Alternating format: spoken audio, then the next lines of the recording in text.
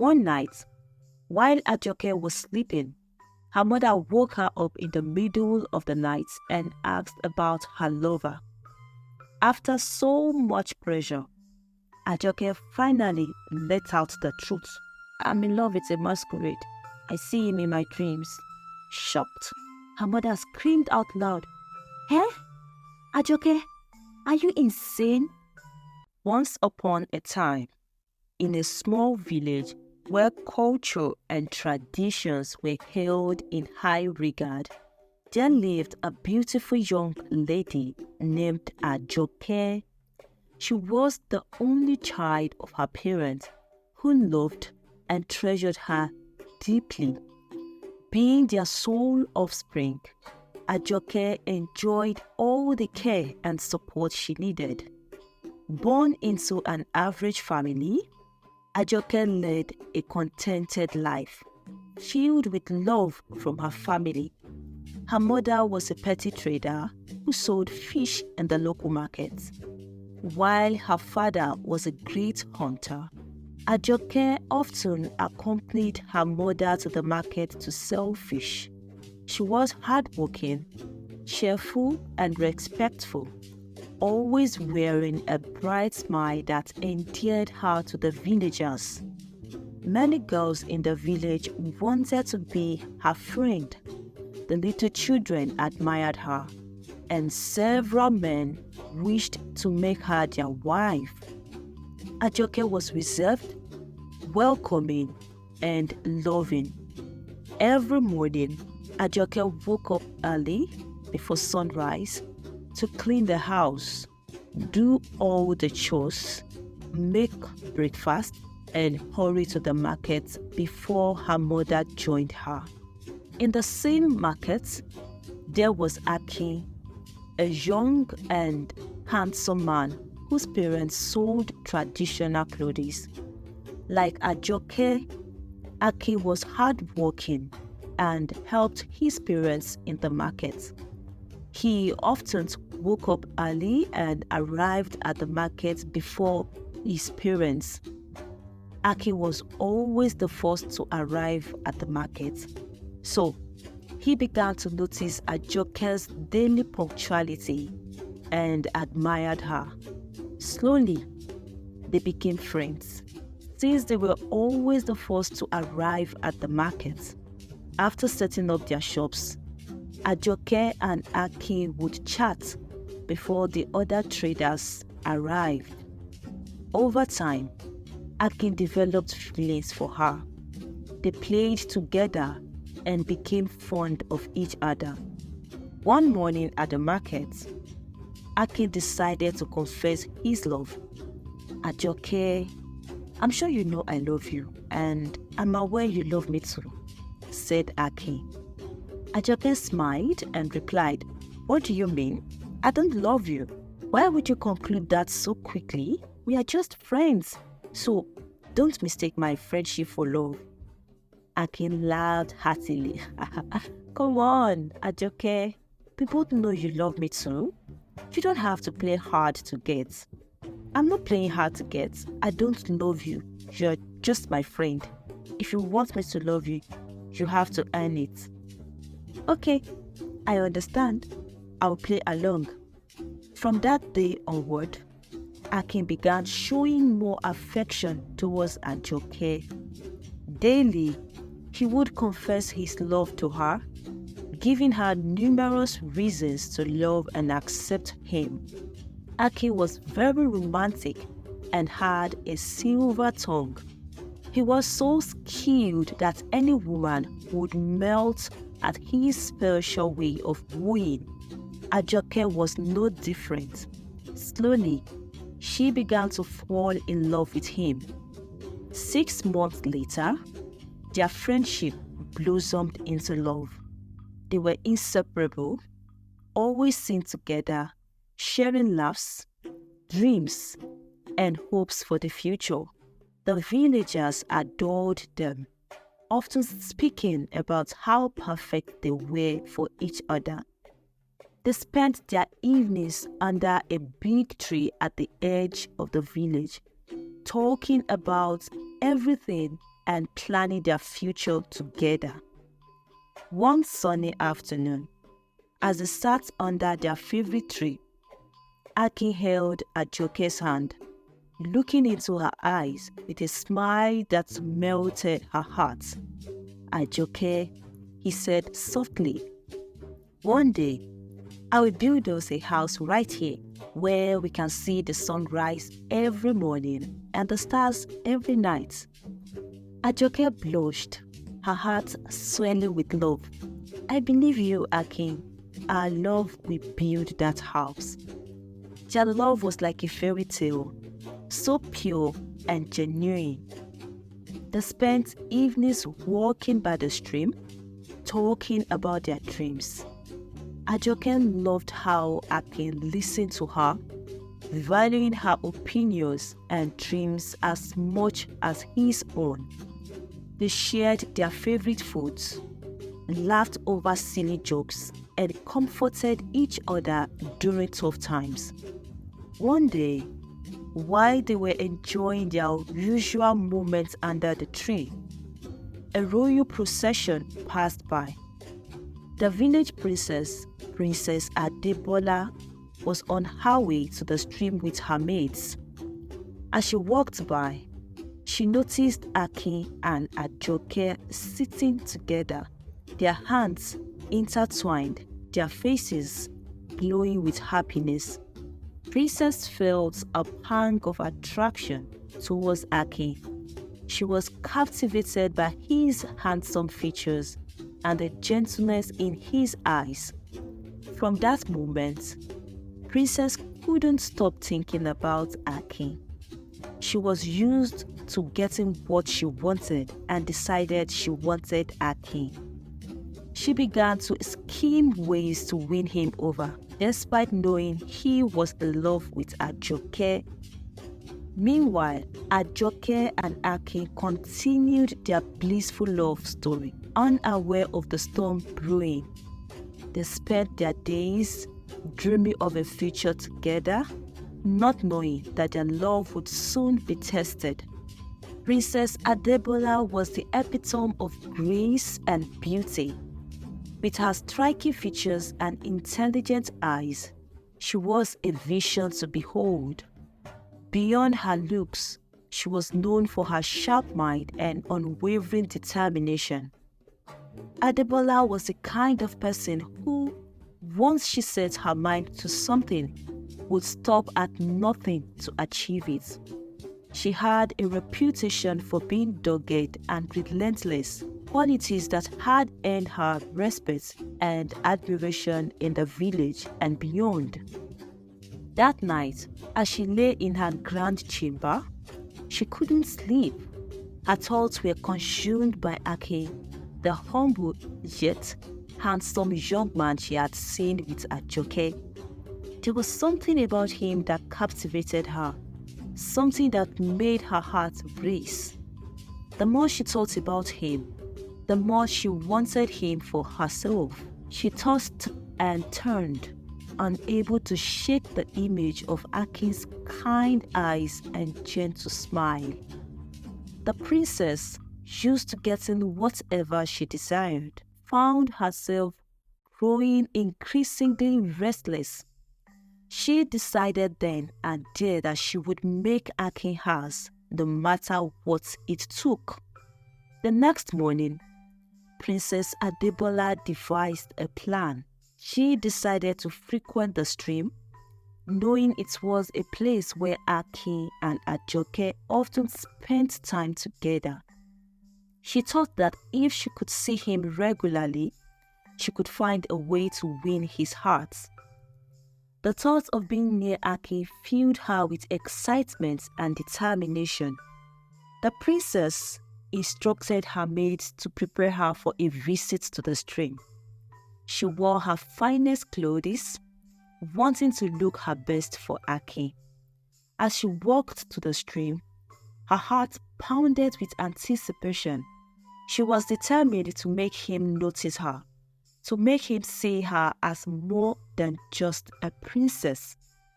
Upon arriving at the stream, She found a spot where she could sit and watch the water, pretending to enjoy the serene surroundings. In reality, her eyes were scanning for any sign of Akin. She hoped that he would come, and when he did, she would find a way to capture his attention. But Ajoke and her lover were too busy at the market that day and were absent at the stream. Days passed, and Princess Adebola continued her visits to the stream. She made sure to be there at times when she knew Akin and Ajoke might show up. Each time she saw them together, her resolve grew stronger. She watched them from a distance, studying their interactions and planning her next move. The princess's presence did not go unnoticed. The villagers began to talk, wondering why the royal daughter was spending so much time at the stream. But Adebola didn't care about the gossip. Her mind was set on Akin, and she was willing to do whatever it took to have him. A few days later, Princess invited Akin to the palace under the pretense of needing some traditional attires to purchase from him. Akin, who felt honored by the royal request, agreed to go. When he arrived, he was surprised to see the princess confessed her feelings for him, expressing her desire to be with him. Akin was taken aback. He respected the princess, but his heart belonged to Ajoke. "Your Highness," he said gently, "I am honored by your feelings, but I am with Ajoke and we are getting married in a few weeks." Princess Adebola was not used to being rejected. Her pride was wounded, and she became determined to make Akin hers, no matter the cost. Akin and Ajoke began planning their wedding, a union that was eagerly anticipated by everyone who knew them. Their families were delighted, and preparations were soon underway for what promised to be a beautiful celebration of their love. The news of Akin and Ajoke's upcoming wedding spread quickly through the village, eventually reaching the ears of Princess Adebola. When she heard the news, a wave of jealousy and desperation washed over her. She couldn't bear the thoughts of Akin, the man she had become infatuated with, marrying someone else. One calm evening, as Akin and Ajoke were walking hand in hand towards the village stream, Princess Adebola appeared before them. With a confident stride, she approached the couple, her eyes fixed on Akin. "Akin," she said, her voice commanding, "I have something important to tell you." Akin and Ajoke exchanged puzzled glances. "What is it, Princess?" Akin asked respectfully. "I have watched you for some time now," Adebola began, her gaze unwavering, "and I have come to realize that I love you. I want you to be my husband." The words hung heavily in the air. Akin stood there, stunned into silence. Ajoke's face was flushed with a mix of anger and disbelief. She waited for Akin to reject the princess's proposal, to declare his unwavering love for her, but he remained speechless. After what felt like an eternity, Princess Adebola turned and left, leaving a cloud of tension in her wake. Ajoke could hardly contain her frustration. She pulled Akin aside, her eyes blazing with hurt. "Why didn't you tell her that you are not available?" Ajoke demanded, her voice shaking with emotion. "Why didn't you tell her that you are marrying me?" Akin took a deep breath, placing his hands gently on Ajoke's shoulders. "Ajoke, don't worry," he said softly. "I have everything under control. Nothing will happen between the princess and me. You alone have captured my heart, and no other lady can take your place." Ajoke searched his eyes, looking for reassurance. Finally, she nodded. Though the encounter with the princess had left her unsettled, she hoped Akin's words would hold true and that their love would withstand any challenge. Ajoke tried to believe Akin's reassuring words as they continued with their wedding preparations, which were set to take place in just a month. However, Princess Adebola was relentless. She constantly showed up during Akin and Ajoke's moments together, interrupting them and persistently asking for Akin's hand in marriage. Ajoke grew increasingly frustrated. Every time the princess appeared, Akin's silence infuriated her. One day, when Princess Adebola disrupted their time together once again, Ajoke decided enough was enough. "Princess, we are getting married in just 3 weeks," Ajoke said firmly, trying to keep her voice steady. "Please, can you stop disturbing my husband-to-be?" The princess looked at Ajoke with disdain, her eyes narrowing. Without a word, she turned and walked away, but her mind was already plotting. Back at the palace, Adebola was filled with determination. She knew her father, the king, held the ultimate power in the village and could bend the rules as he wished. She decided to approach him, hoping he would use his authority to force Akin into marrying her. "Father," she began, her voice sweet and persuasive, "I need your help.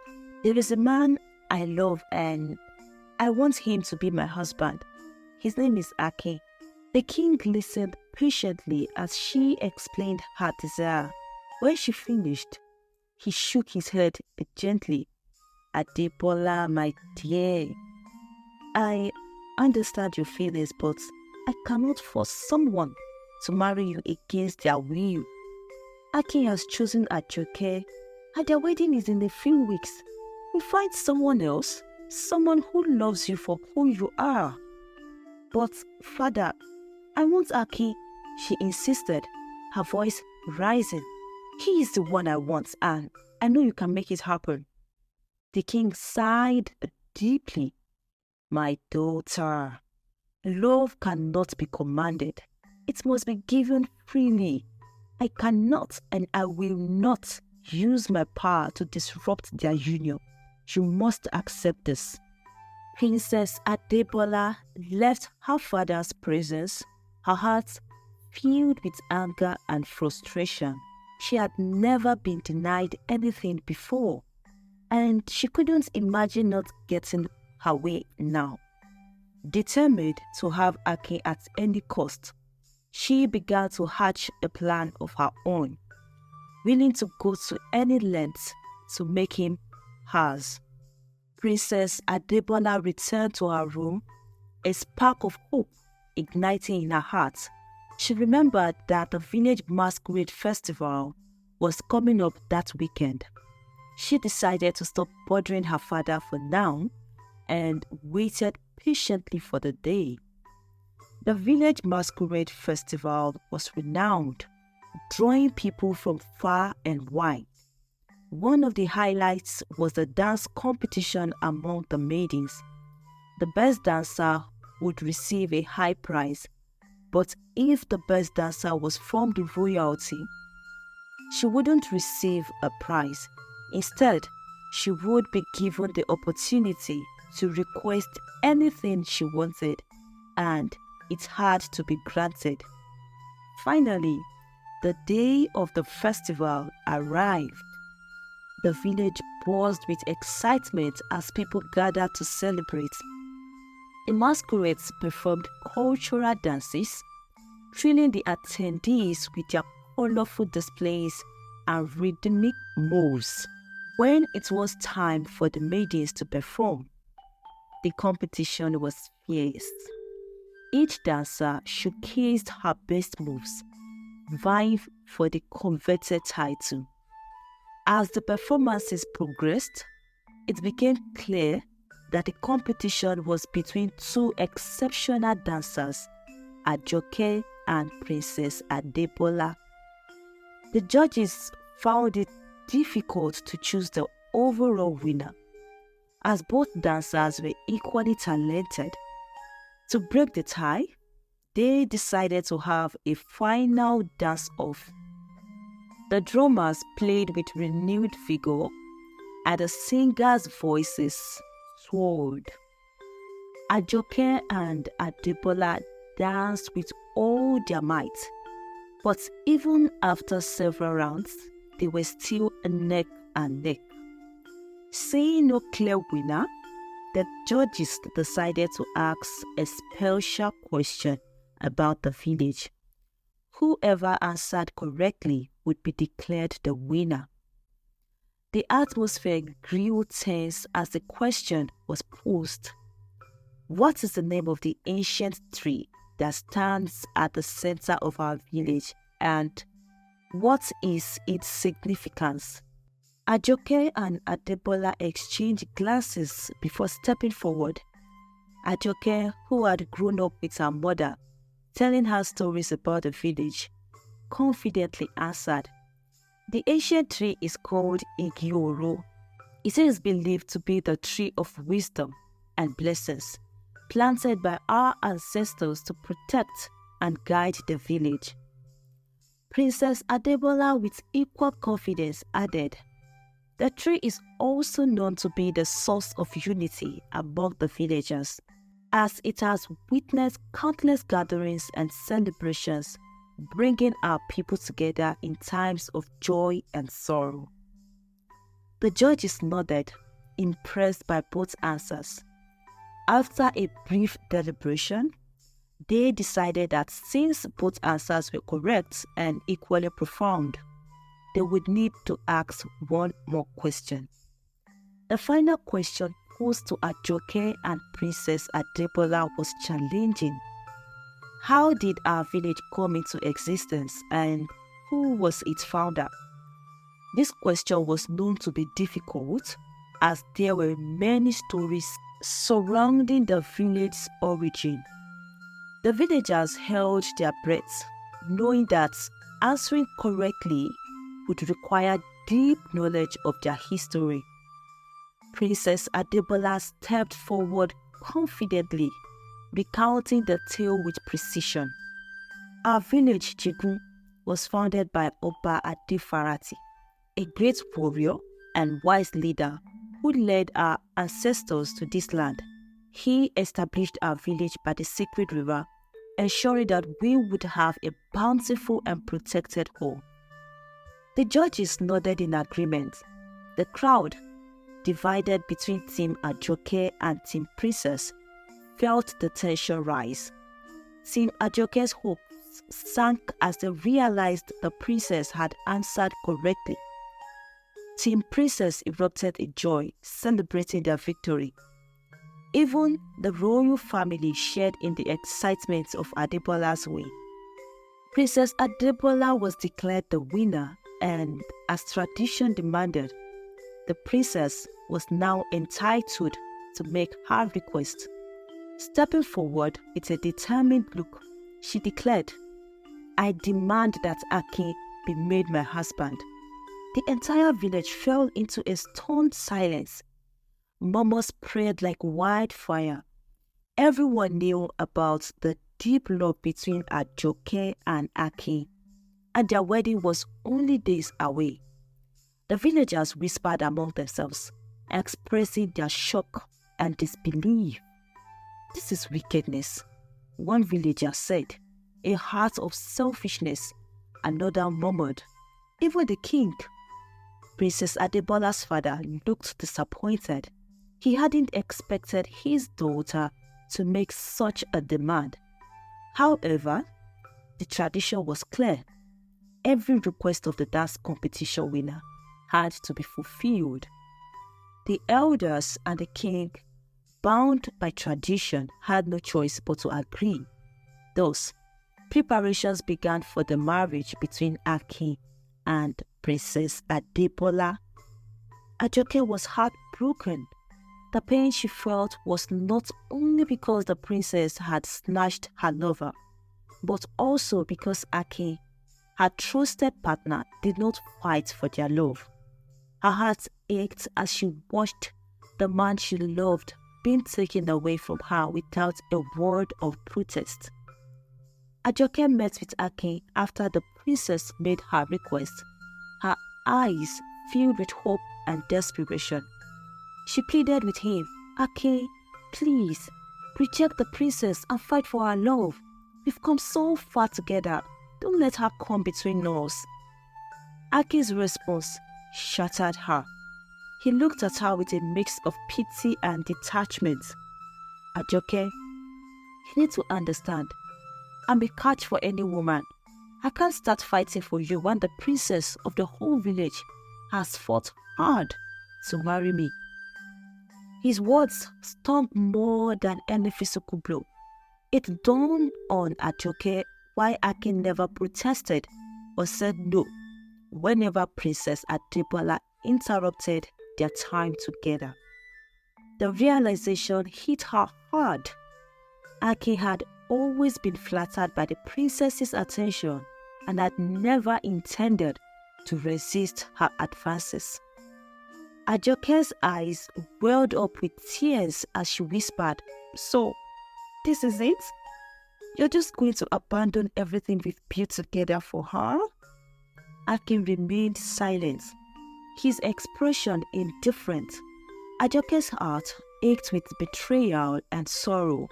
She turned away from him, her spirit crushed by the man she thought would stand by her side no matter what. Ajoke was heartbroken and disappointed. The love of her life, Akin, had chosen the princess over her, leaving her feeling abandoned and betrayed. Her heartache was profound, and the weight of her sorrow seemed unbearable. To cope with her pain, Ajoke found solace in a nightly routine. Each evening, she would sit by the window of her house, gazing up at the stars. The quiet of the night and the vastness of the sky allowed her to lose herself in her thoughts and dreams. She imagined different futures, far away from the heartbreak she was experiencing. This routine became a comforting habit, something she did almost every night. Ajoke began to separate herself from the other villagers, withdrawing from the community that once knew her as a vibrant and joyful young woman. She avoided other men in the village, her heart still deeply wounded by Akin's betrayal. On a few occasions, men came to her house asking for her hand in marriage, but she turned them all down. Her love for Akin had been so profound that she found it impossible to consider anyone else. Her mother, seeing the depth of her daughter's pain, tried to comfort and encourage her. "Ajoke, my dear," she would say, "you must leave the past behind and move on. You cannot let this heartbreak define your future. There is so much more for you out there. You must heal and find happiness again." Months passed, but Ajoke remained broken, her heart still aching from the loss of Akin. She continued her nightly window routine, finding a small measure of peace in the familiar ritual. About a year later, as the village began preparations for the next masquerade festival, something strange happened. The people of Jigun village were known for their rich masquerade festival. which included a series of rituals called Oro that took place over 7 nights before the main celebration day. According to tradition, no woman was allowed to see the Oro rituals. All females were expected to stay inside their homes, not to come outside or even look outside when the Oro was taking place at night. The consequence for any woman who saw the Oro was said to be awful. As the preparations for the festival began, the air in the village buzzed with anticipation.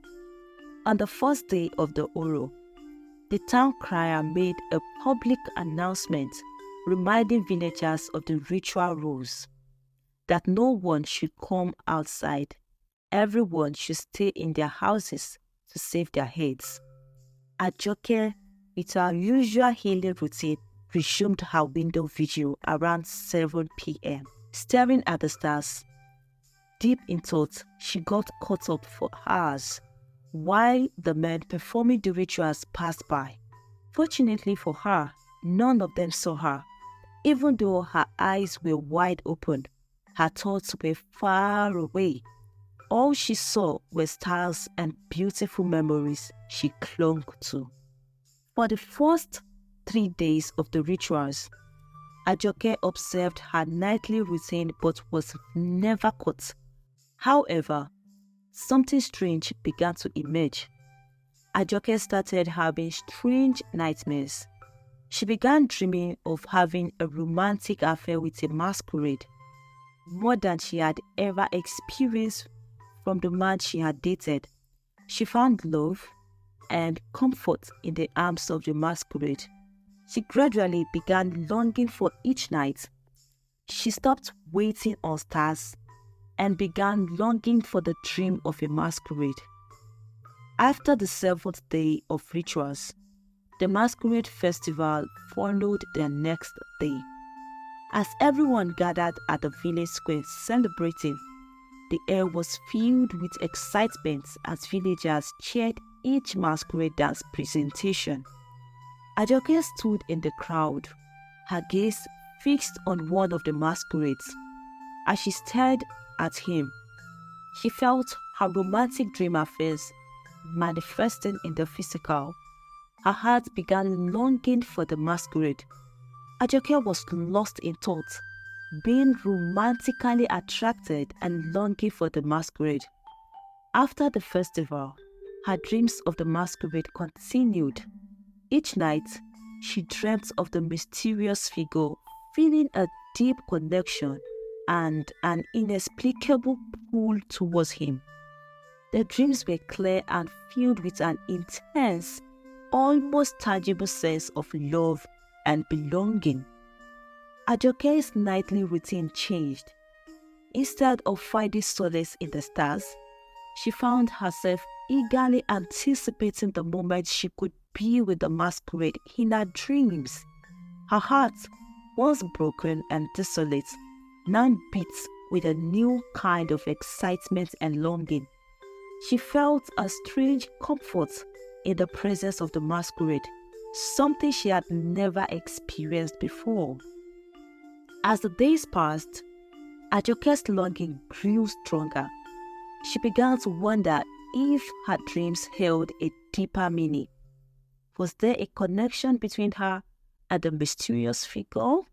She couldn't shake off the feeling that there was something more to these dreams. The masquerade had become a significant part of her healing process, filling the void that Aki had left behind. Several men came asking for Ajoke's hands in marriage, but she declined them all. Her mother, worried about her, called a meeting to understand her reasons. "I'm in love," Ajoke confessed when asked about her reluctance. "With who?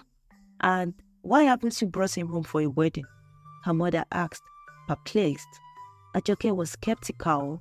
She knew telling them about her affair in the dream would cause an uproar, so she kept silent.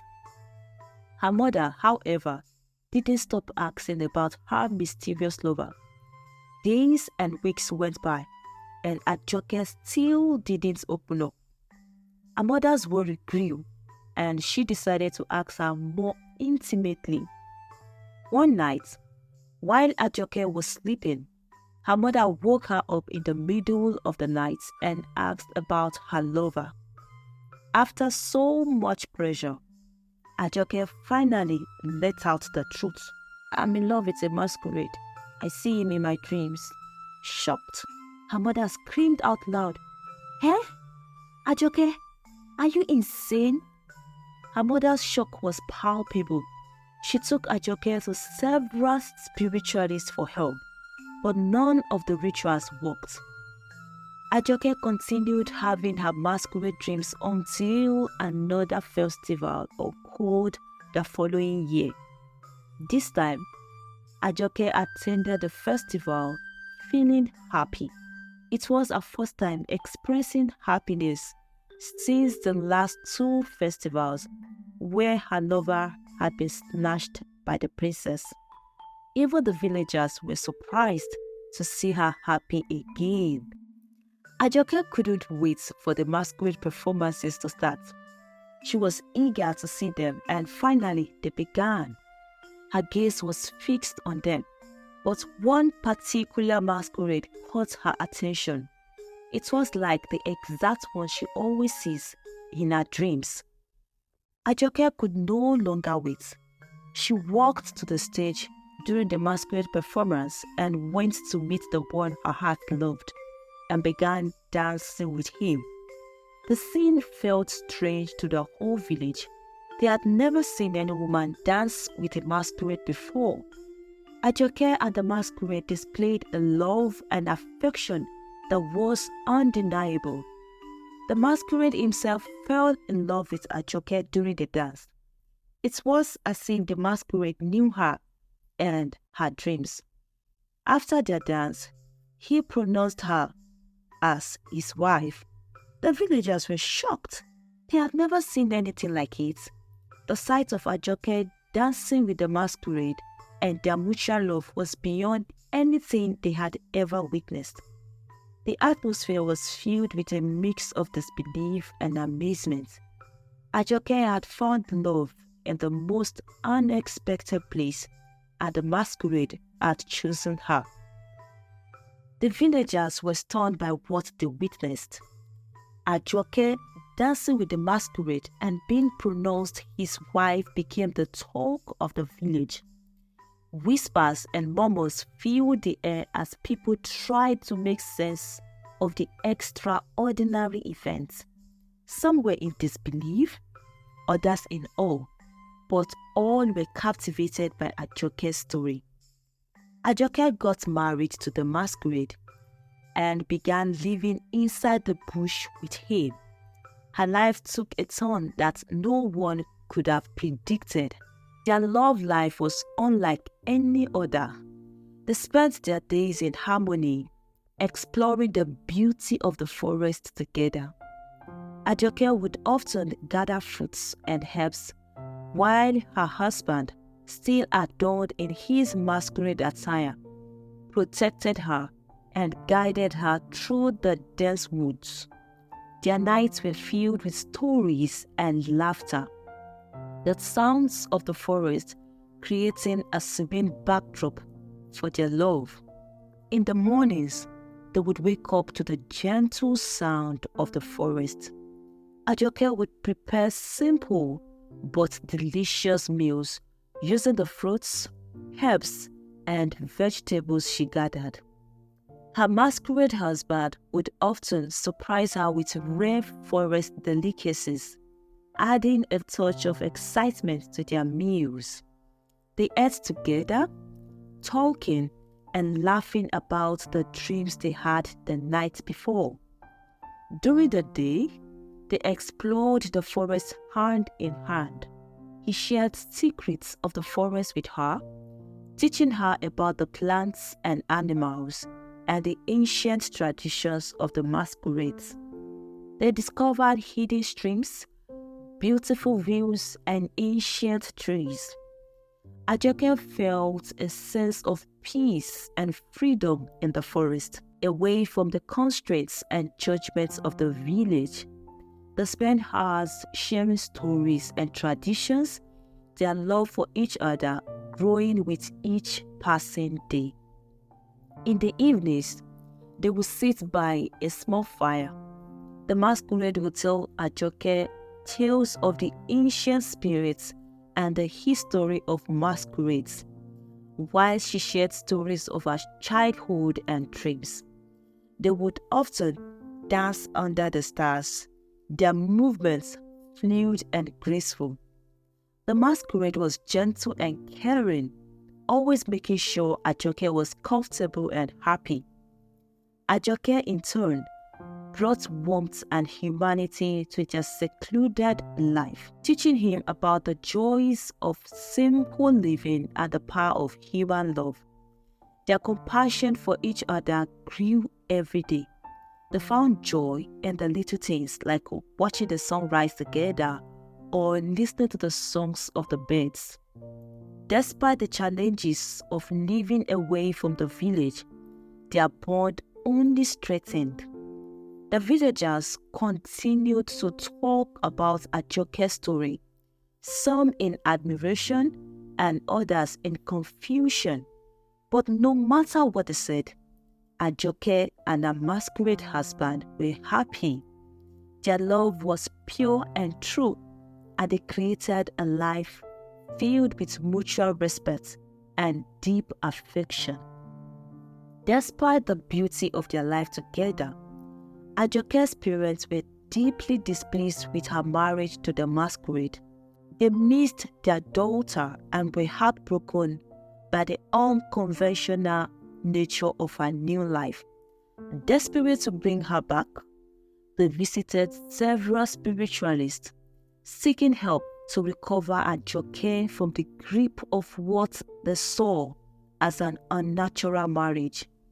However, none of their efforts bore fruit. Every spiritualist they consulted assured them that Ajoke's bond with the masquerade was strong and not easily broken. They were told that the gods had joined them together because Ajoke saw the Oro. Ajoke's parents felt powerless and distraught. They couldn't understand why their daughter had chosen such a life and were tormented by the thought that she was lost to them forever. They longed for her return and the restoration of their family. Back in the forest, Ajoke and her masquerade husband remained unaware of her parents' struggles. They continued to build their life together, finding joy and solace in each other's company.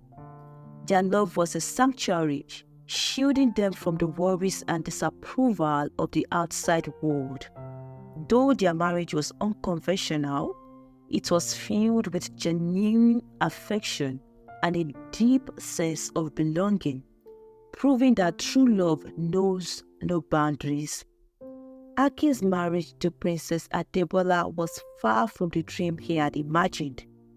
Although the princess had claimed to be deeply in love with him, her behavior often contradicted her words.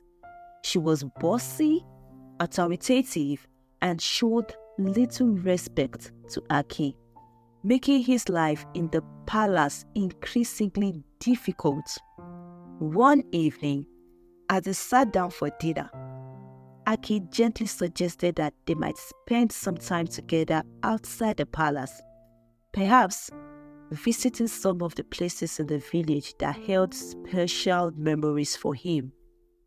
He hoped this might strengthen their bond and help them understand each other better. Instead of agreeing or even considering his suggestion, Adebola scoffed. "Why should I, the princess, roam around the village like a commoner?"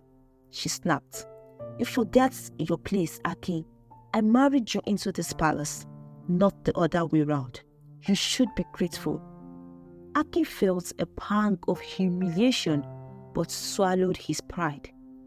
"I just thought it might be nice for us to spend some time together," he said quietly.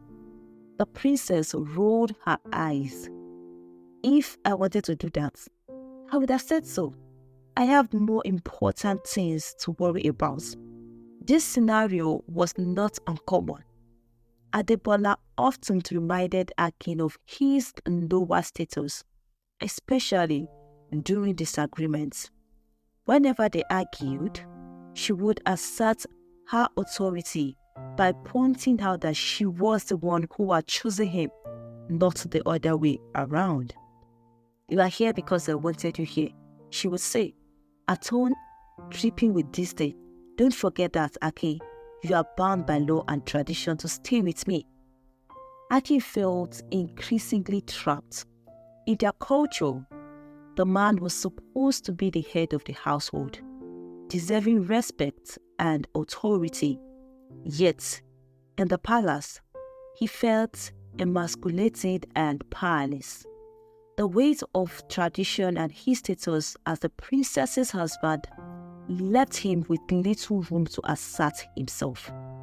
He often found himself reminiscing about his time with Ajoke.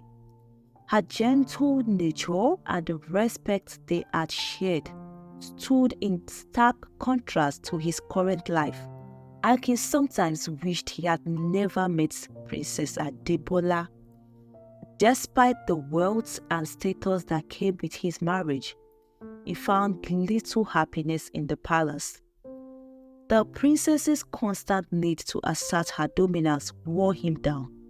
He began to withdraw, spending long hours away from the palace whenever he could. He would take walks in the village, visiting old friends and familiar places, trying to find some semblance of peace. One day, during a particular heated argument, Adebola went too far. You think you can tell me what to do? She shouted. Remember, Akin, you are here because of me. Without me, you are nothing. Akin stood there, silent and defeated. He realized then that he had lost a part of himself in this marriage. The love he had once felt for the princess was overshadowed by the constant disrespect and power struggles. He felt like a prisoner in the very place that was supposed to be his home. As he lay in bed that night, he couldn't shake the feeling of regret.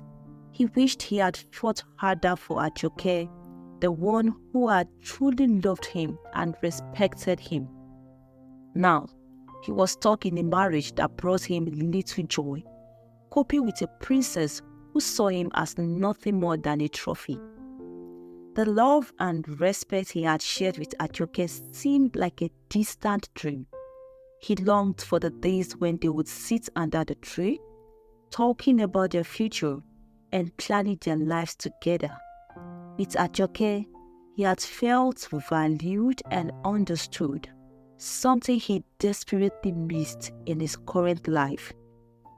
Aki often found himself staring out of the palace windows, imagining a different life, a life where he had stood up to the princess, where he had refused to let her come between him and Ajoke. He wondered what his life would have been if he had married Ajoke, living a simple yet fulfilling life in the village. Each day in the palace felt like a test of endurance. The constant power struggles and lack of respect took a toll on him. Akin tried to remind himself of the privileges that came with being married to the princess, but it seemed insignificant compared to the peace and happiness he had lost. He continued to cope with his situation, putting on a brave face in public and fulfilling his duties as the princess's husband. But deep down, he wished he had never met the princess. The following year's masquerade festival in the village of Jigun was unlike any before it. Excitement filled the air as villagers gathered in the square, eagerly anticipating the colorful performances. But this year, they were in for a surprise. As the masquerades paraded to the front stage, Ajoke was among them, dancing gracefully and leading the procession. It was an unprecedented sight. No woman had ever joined the masquerade in such a public display. The villagers watched in awe, some captivated by her courage, and others scandalized by the break from tradition. Whispers spread through the crowd like wildfire. "Is that Ajoke?" one woman gasped, gripping her friend's arm. "Yes, it is. Dancing with the masquerades," another confirmed, eyes wide. "How can this be?" "It goes against everything we know," murmured an elderly man, shaking his head. Ajoke's parents stood among the spectators, their faces etched with concern and sadness. They loved their daughter dearly but felt helpless in the face of her unconventional choices. Tradition had been overturned, and they could only watch as Ajoke followed a path they couldn't understand. Not far away, Aki and the princess observed the spectacle with mixed emotions. The princess, unable to hide her disdain, sneered openly. "Look at her, making a fool of herself," she scoffed, dancing with the masquerades as though she's one of them. Aki, though conflicted, joined the mockery to appease his wife. "She always did love drama," he said with a forced laugh. "Looks like she found her calling." Their words were tinged with bitterness and insecurity, masking their own dissatisfaction. For the princess, it was a way to assert control, while Akin struggled with regret over the life he now led. Ajoke, oblivious to the gossip and mockery, danced with a joy that radiated from her. Her movements were fluid, her expression serene. She had found peace and a profound love with the masquerade, a bond that transcended societal norms. The villagers' reactions, whether awe or disdain, did not sway her. She was living authentically, feeling truly liberated for the first time. As the festival continued, talk of Ajoke and her masquerade husband dominated conversations. The older villagers wrestled with the upheaval of tradition, while the younger generation viewed Ajoke as a symbol of change and courage. Ajoke's parents grappled with conflicting emotions. They missed their daughter dearly and worried about her unconventional life. Despite seeking help from spiritualists to bring her back to a more normal path, their efforts proved futile. They had to accept that Ajoke had chosen her own way, one that was as mysterious as it was extraordinary. Back in the palace, Aki and the princess struggled with their own challenges. The princess's domineering nature strained their relationship, leading to frequent arguments and discontent. Aki often found himself regretting the day he had met her, yearning for the simplicity and happiness of his past life. As the masquerade festival drew to a close, Ajoke and her masquerade husband withdrew to their forest home. The villagers were left pondering the day's events, fascinated and unsettled by Ajoke's defiance of tradition. One morning, Ajoke woke up with an unfamiliar feeling festering in her heart. It was an urge for revenge against Aki and the princess, who had torn her world apart. The desire grew stronger as she recalled the stories her husband, the masquerade, had told her about his powers and authority. In the secluded forest where she lived with her mysterious husband, Ajoke often spent her days listening to his tales. The masquerade spoke of his dominion over the spirit realm, and his influence over the village of Jigun. He claimed to have the power to bend the will of men, control the elements, and even alter destinies. His abilities were revered and feared, making him a formidable force in both the physical and spiritual worlds.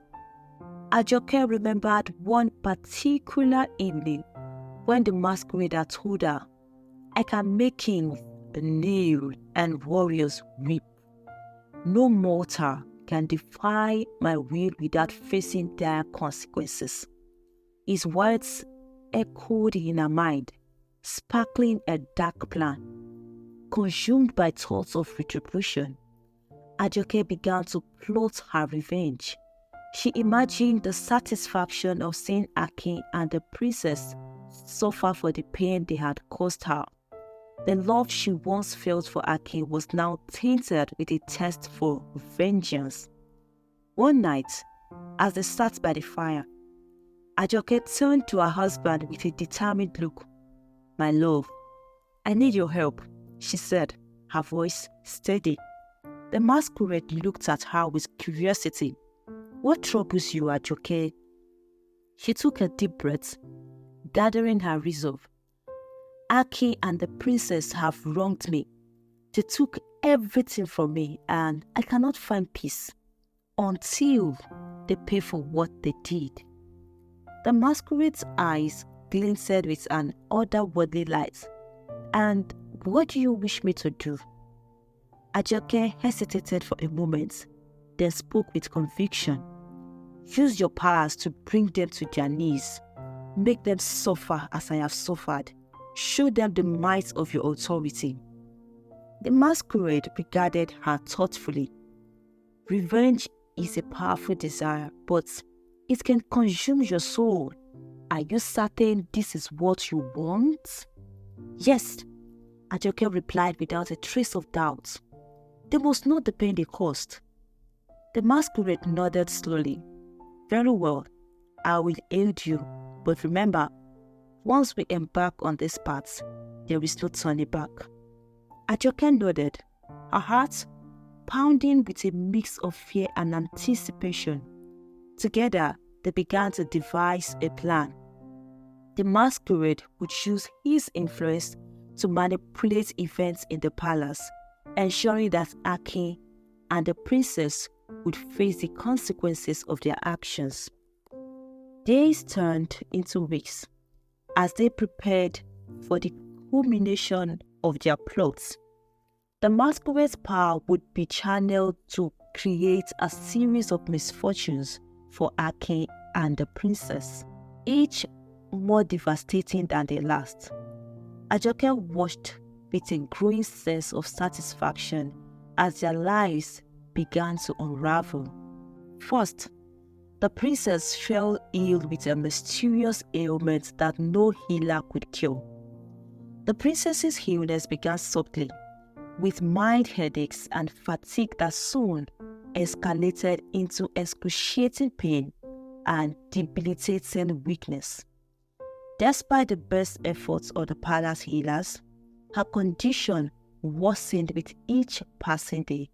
She could hardly get out of bed, and her once commanding voice was now reduced to a frail whisper.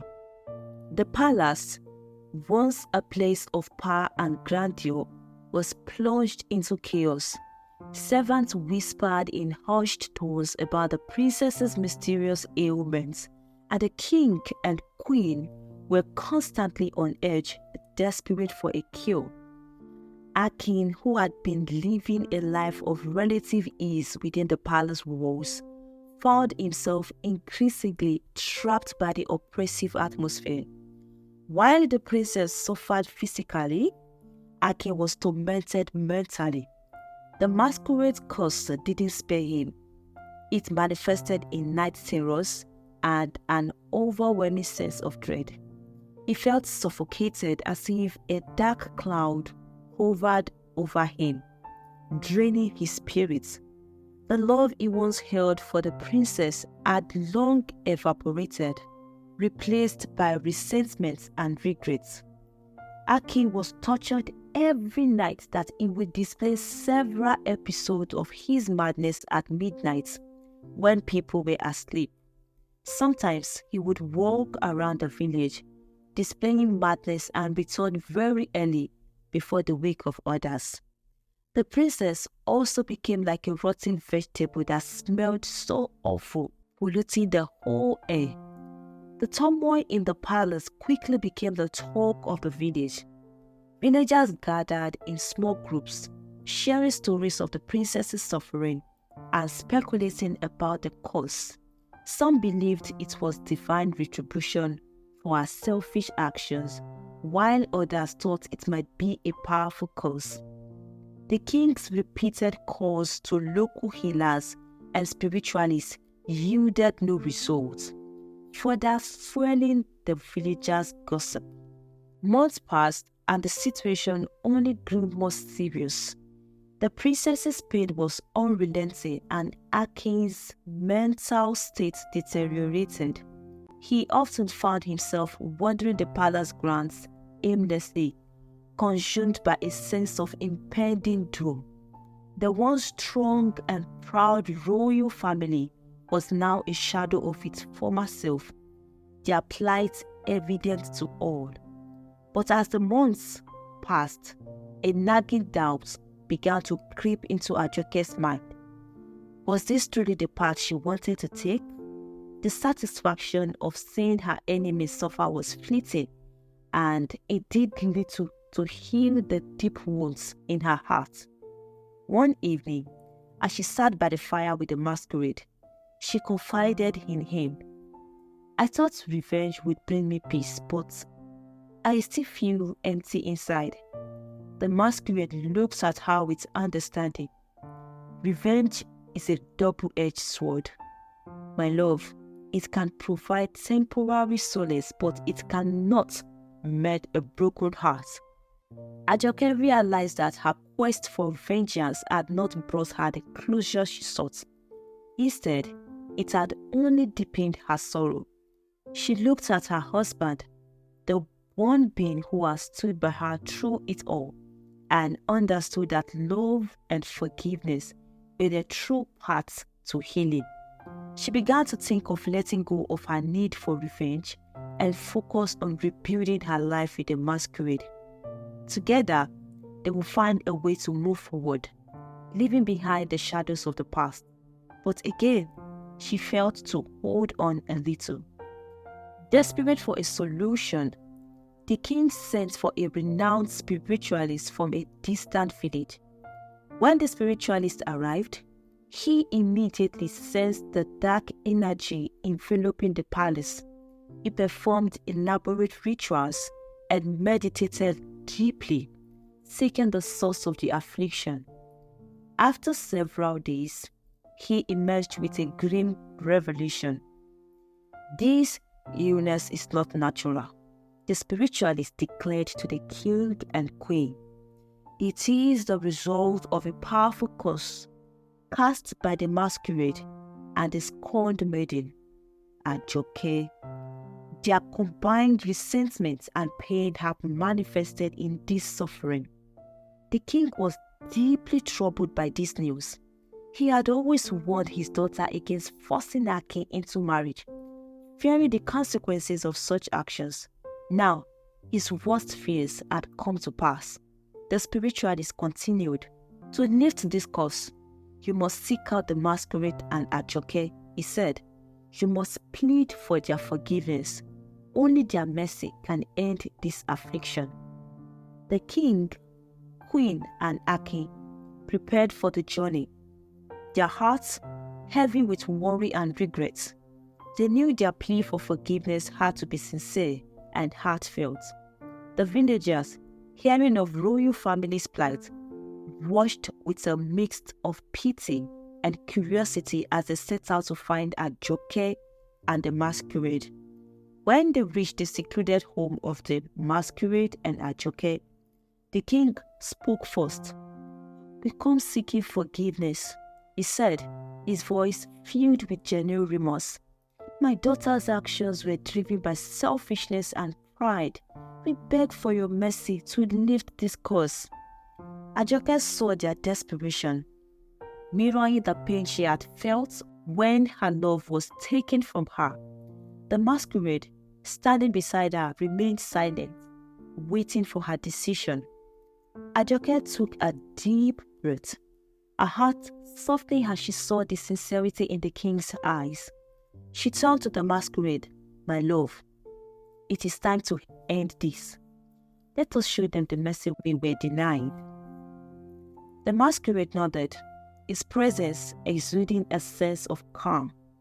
With a wave of his hand, he lifted the curse.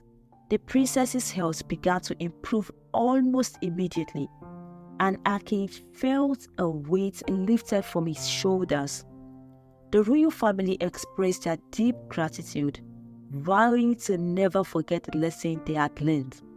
As they returned to the palace, the villagers watched in awe. And so, Ajoke's journey took a new turn. No longer driven by vengeance, she embraced the love and support of her husband, finding strength in their bond. The wounds of her past began to heal, replaced by a newfound sense of hope and purpose.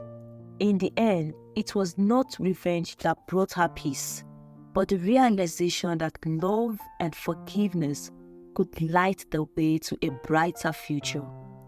Back in the palace, the atmosphere gradually shifted from chaos to relief. The princess, now free from the unbearable pain, began her recovery.